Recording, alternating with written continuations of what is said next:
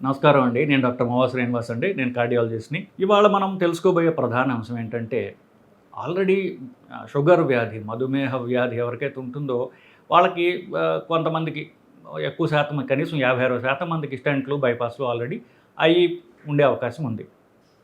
వీళ్ళు ఈ ప్రొసీజర్ అయిపోయిన తర్వాత వాళ్ళు తీసుకోవాల్సినటువంటి జాగ్రత్తలు ఏమిటి అనేటటువంటిది మనం ఒక 5 నిమిషాల్లో డిస్కస్ చేద్దాం. అసలు ఈ స్టెంట్‌కో, బైపాస్‌కో ముందు ఏముంటుంది? గుండెలో బ్లాక్ కనీసం 10 ఏళ్ల నుంచి ఉంటుంది. అది మెల్లగా పెరిగి 70% దాటితే అప్పుడు వీళ్ళకి గుండెకి సంబంధించినటువంటి లక్షణాలు తెలుస్తాయి వాళ్ళకి. తెలిసినప్పుడు దాన్ని ఈసీజీలోనో, ఈకోలోనో చేసి మొత్తానికి యాంజియోగ్రామ్ చేసి బ్లాక్ ఉందని దానికి ఏం చేయాలో స్టెంట్ గాని, బైపాస్ గాని చేస్తారు. బైపాస్ అంటే ఆపరేషన్. ఈ బ్లాక్ కదా! బ్లాక్ వల్ల వాళ్ళకి ప్రొసీజర్ అవసరం వచ్చింది. బ్లాక్ ప్రధానం. సో ఆ బ్లాక్ తీసేయడానికి రకరకాల ప్రొసీజర్లు చేశారు. ఈ బ్లాకు ఒకటి రక్తనాళాల్లో ఉండేది బ్లాక్ అంటే పేరుకొని పోయినటువంటి కొవ్వు, కొలెస్ట్రాల్. సో పేరుకొని పోయినటువంటి కొలెస్ట్రాల్ ఒకటి సడన్గా అటాక్ అంటారు చూసారా? అటాక్ అంటే ఏమవుతుందంటే ఈ కొలెస్ట్రాల్ పైన రక్తం గడ్డ కూర్చుంటుందన్నమాట. సో ఈ రక్తం గడ్డ సడన్గా వస్తుంది కాబట్టి దాన్ని అటాక్ అంటారు. సడన్గా నొప్పి వస్తుంది వాళ్ళకి. అప్పుడు దాకా సంవత్సరాల తరబడి కొలెస్ట్రాల్ పేరుకొని పోయినా సడన్గా వచ్చేదాన్ని రక్తం గడ్డ వల్ల వస్తుంది అది. సో 2 కాంపోనెంట్స్ ఉన్నాయి కదా, ఒకటి కొలెస్ట్రాల్, రక్తం గడ్డ. దీనివల్లనే బ్లాక్ వచ్చింది. బ్లాక్కి వాళ్ళు క్లీన్ చేశారు. బైపాస్ ద్వారా, ఆపరేషన్ ద్వారా కానీ స్టెంట్ వేయడం ద్వారా క్లీన్ చేసేసారు కదా. తిరిగి దాంట్లో బ్లాక్ రాకుండా ఉండడానికి ఈ రెండింటిని తగ్గించుకోవాలి. కొలెస్ట్రాలు అలాగే రక్తం గడ్డ తగ్గేటటువంటి మందులు తప్పనిసరిగా వేసుకోవాలి. మీ తిండి ద్వారా, ఎక్సర్సైజ్ ద్వారా తర్వాత ముందు ఇది మళ్ళీ రాకూడదు, ఎట్టి పరిస్థితుల్లో రాకూడదు అంటే మందులు తప్పనిసరిగా వేసుకోవాలి. ఎందుకు? మనం రిస్క్ తీసుకోకూడదు కాబట్టి. నేను ఎక్సర్సైజ్ చేస్తా, డైట్లు చేస్తా, అన్నీ చేసుకోండి, కానీ రిస్క్ తీసుకోవద్దు. అందువల్లే వీటిని ఈ రక్తం పలచబడేటటువంటి ట్యాబ్లెట్లు, కొలెస్ట్రాల్ తగ్గే ట్యాబ్లెట్లు మామూలుగా ఈ 2 కూడా కలిపి, ఈ మందులు కలిపి ఒకే ట్యాబ్లెట్లో వస్తాయి. సో ఒకే ట్యాబ్లెటో, గోలియో ఎంపీఆర్ పెడితే అది మాత్రో ఇది వేసుకున్నట్లయితే 2 పనులు జరుగుతాయి. ఇది సో ఒక హార్ట్ అటాక్ తర్వాత కానీ, ఒక స్టెంట్ తర్వాత కానీ, బైపాస్ ఆపరేషన్ తర్వాత కానీ సంవత్సరం పాటు తప్పనిసరిగా 2 రక్తం పలచబడే ట్యాబ్లెట్లు, అలాగే ఒక కొలెస్ట్రాల్ ట్యాబ్లెట్, ఈ 3 కలిపి ఉన్నటువంటి మందులు కలిపి ఉన్నటువంటి ట్యాబ్లెట్ వస్తుంది. విడివిడిగా సరే ఈ 3 సంవత్సరం పాటు తప్పనిసరిగా వేసుకోవాలి. సంవత్సరం తర్వాత ఒక రక్తం పలచబడే ట్యాబ్లెట్, ఒక కొలెస్ట్రాల్ ట్యాబ్లెట్ జీవితాంతం వేసుకోవాలి. మీరు డైట్లో ఎక్సర్సైజ్ చేసుకోండి, కానీ నేను రిస్క్ ఎందుకు? రిస్క్ అంటే ఏం రిస్క్? ప్రాణాపాయం, హార్ట్ అటాక్ రావచ్చు కదా, సో పక్షవాతం కూడా రావచ్చు కదా, రక్తనాళాలకు సంబంధించినటువంటిది. సో ఇది మళ్ళీ నాకు రాకూడదు అనుకుని మనం గట్టిగా అనుకున్నాం కాబట్టి ఏ మాత్రము ఛాన్స్ తీసుకోకుండా ఉండడానికి ఇది జీవితాంతం ఒక రక్తం పలచబడే ట్యాబ్లెట్, కొలెస్ట్రాల్ ట్యాబ్లెట్ వేసుకోవాలి. సరే వేసుకుంటున్నానయ్యా, మరేం చేయాలి నెక్స్ట్? మనం వేసుకుని మాత్రం సరిపోతుందా లేదా అనేటటువంటి దాని గురించి ప్రతి 3 నెలలకి కొలెస్ట్రాల్ పరీక్ష చేసుకోవాలి. రక్తం పలచబడటానికి పరీక్ష ఉండదు, అది మనం ఏం చేయలేం. అన్లెస్ మనకి చిగుళ్ళలోనో, లెట్రిన్లోనో రక్తం ఆడవాళ్ళకైతే మెన్సెస్లోనో రక్తస్రావం జరిగితే, రక్తం పోతే తప్ప అది పెద్ద ప్రాబ్లం కాదు. లేదా ట్యాబ్లెట్ల వల్ల కడుపులో పుండు వస్తే అది వేరే విషయం. అది పక్కన పెట్టి మనం చూసుకోగలిగేది, కొలచగలిగేది కొలెస్ట్రాల్ మాత్రమే.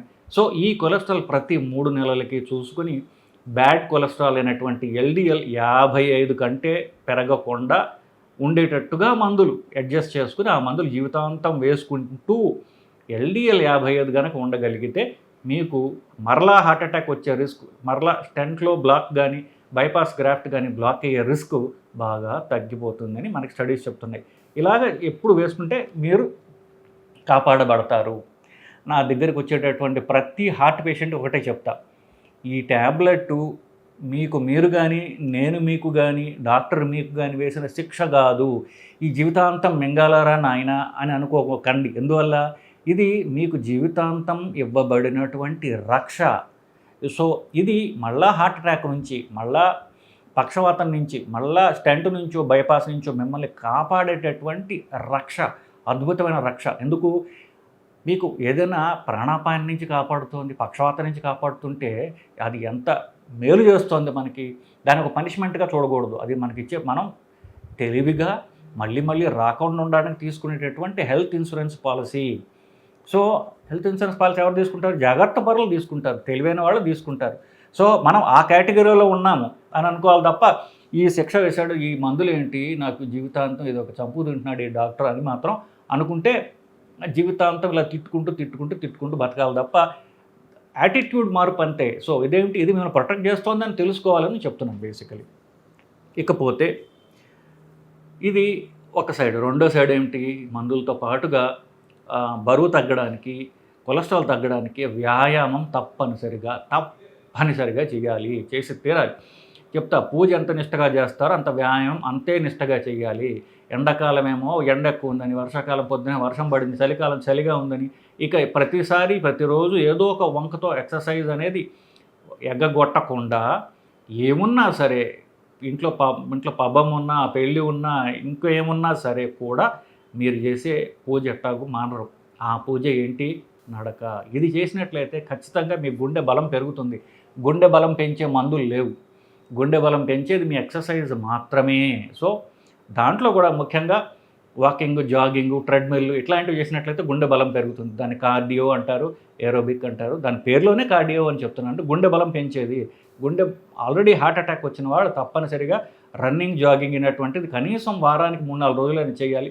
మిగతా 2-3 రోజులు కొంచెం వెయిట్ ట్రైనింగ్ చేసుకుంటే మీ క్వాలిటీ ఆఫ్ లైఫ్ మెయింటైన్ అవుతుంది. ముఖ్యంగా మీకు కావాల్సింది గుండె గురించి కాబట్టి, ఒకసారి హార్ట్ అటాక్ అంటూ వచ్చింది కాబట్టి తప్పనిసరిగా రన్నింగ్, జాగింగ్ అనేది కనీసం వారానికి 3-4 రోజులు మీరు చేసి తీరాల్సిందే.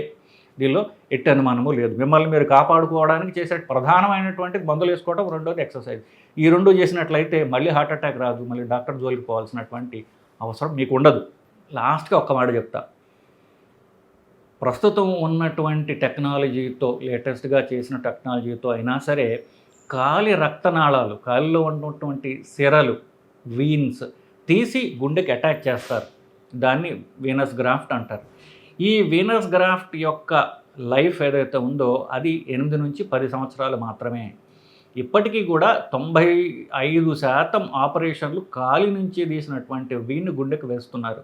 అది మీరు ఎన్ని జాగ్రత్తలు తీసుకున్నా అది నార్మల్ గుండెకు ఉన్నటువంటి ఆర్టరీ కాదు కాబట్టి అది వీన్, సిరలు గుండె నుంచి కాలి నుంచి తీసి గుండెకు వేస్తున్నారు కాబట్టి దాని జనరల్ లైఫ్ 8 నుంచి 10 ఏళ్ళు. కాబట్టి ఒక 10 ఏళ్ళు అయితే మీ బైపాస్ ఆపరేషన్ అయ్యి దానికి సిటీ యాంజియోగ్రామ్ అనేటటువంటిది, యాంజియోగ్రామే సిటీ స్కాన్ ద్వారా యాంజియోగ్రామ్ చేసుకోవటం అనేది ప్రతి 10 సంవత్సరాలకి తప్పనిసరి. మీకు ఒకవేళ బైపాస్ అయినట్లయితే 10 సంవత్సరాలకు ఒకసారి, 8 నుంచి 10 సంవత్సరాలు, 8 to 10 ఇయర్స్ దాని లైఫ్. కాబట్టి యావరేజ్ 9 ఇయర్స్ వేసుకోండి. బట్ 8 సంవత్సరాలు అయితే ఇంకా మంచిది. ప్రతి 8 సంవత్సరాలకి తప్పనిసరిగా సిటీ యాంజియోగ్రామ్ అని చేసుకోవడం ద్వారా అవి బ్లాక్ అయ్యాయా లేదా, బ్లాక్ ఖచ్చితంగా వస్తుంది. అది తీవ్రమైన బ్లాక్కా, మైల్డ్ బ్లాక్ అని చూసుకోవడం అనేది అవసరం. మైల్డ్ బ్లాక్ అయితే మందులు సరిపోతాయి. తీవ్రమైన బ్లాక్ అయితే దానికి మళ్ళీ స్టంట్ వేసుకోవచ్చు, బ్లాక్ క్లీన్ చేసుకోవచ్చు. మళ్ళీ బైపాస్కి వెళ్ళాల్సినటువంటి అవసరం జనరల్గా ఉండదు. సో ఇదండి, షుగర్ ఉన్న వాళ్ళకి స్టంట్ కానీ బైపాస్ కానీ అయిన తర్వాత తెలుసుకోవాల్సిన విషయాలు, తీసుకోవాల్సిన జాగ్రత్తల గురించి ఇవాళ మనం మాట్లాడుకుందాం. ఇది మీకు ఉపయోగపడిందని, భయపడకుండా జాగ్రత్త పడతారని నేను ఆశిస్తున్నానండి. నమస్కారం.